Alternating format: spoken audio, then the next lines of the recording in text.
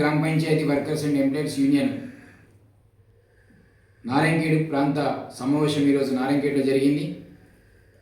గ్రామ పంచాయతీ కార్మికుల సమస్యల పరిష్కారం కోసం అనేక దఫాలుగా పోరాటం చేస్తే ప్రభుత్వం 9,500 రూపాయలు ఇస్తామని చెప్పేసి 2018 సమ్మెకాలంలో ప్రకటించింది. ఆ 9,500 రూపాయలు కూడా నారాయణఖేడ్ ప్రాంతంలో రెగ్యులర్గా రావట్లేదు. 3 నెలల నుంచి బకాయిలు ఉన్నాయి, 2 నెలల నుంచి బకాయిలు ఉన్నాయి. మేము ఎట్లా బతామని చెప్పేసి వాళ్ళ కార్మికులు చెప్తున్న పరిస్థితి.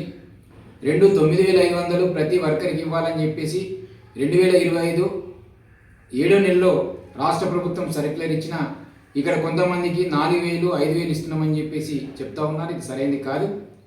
అట్లాంటి కార్మికులకు ఎక్కడైతే ఇస్తున్నారో ఆ కార్యదర్శుల మీద చర్య తీసుకోవాలని చెప్పేసి వాళ్ళ సిఐటిగా మేము డిమాండ్ చేస్తూ ఉన్నాం.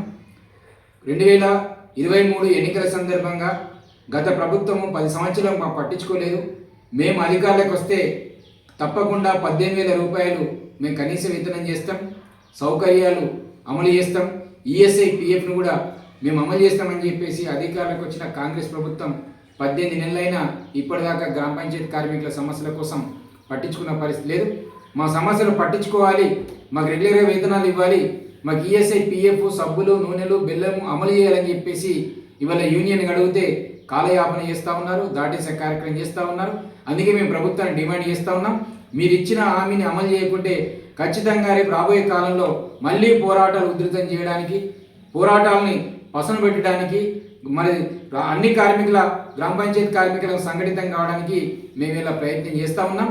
దీంట్లో భాగంగానే ఈ నెల 17వ తేదీ నాడు జోగిపేట ప్రాంతంలో గ్రామ పంచాయతీ యూనియన్ జిల్లా మహాసభ జరుగుతూ ఉంది.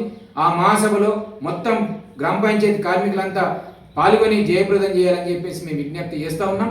ఆ రోజు మహాసభలో మేము తీర్మానం చేయబోతా ఉన్నాం. ఇవాళ గ్రామ పంచాయతీ కార్మికులకు పెరుగుతున్న ధరలకు అనుగుణంగా కనీస వేతనం 26,000 ఇవ్వాలి. ప్రతి నెల 1వ తారీఖు నాడు వాళ్ళకు ట్రెజరీలో వాళ్ళకు జమ చేయాలి, డబ్బులు జమ చేసి అకౌంట్ ద్వారా వేతనాలు చెల్లించాలని చెప్పేసి మేము డిమాండ్ పెట్టబోతా ఉన్నాం. ఈఎస్ఐ పిఎఫ్ అమలు చేయాలి.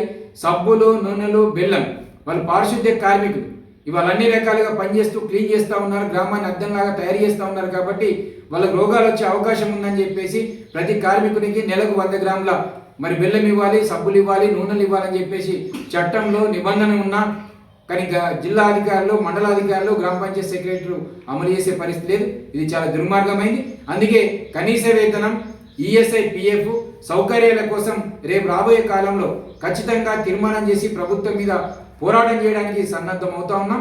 17వ తారీఖు నాడు జోగిపేట పట్టణంలో జరిగే గ్రామ పంచాయతీ కార్మికుల జిల్లా మహాసభను పెద్ద ఎత్తున పాల్గొని మరి జయప్రదం చేయాలని చెప్పేసి ఈ ప్రాంతంలో ఉన్న కార్మికులకందరికీ విజ్ఞప్తి చేస్తూ ఉన్నాం.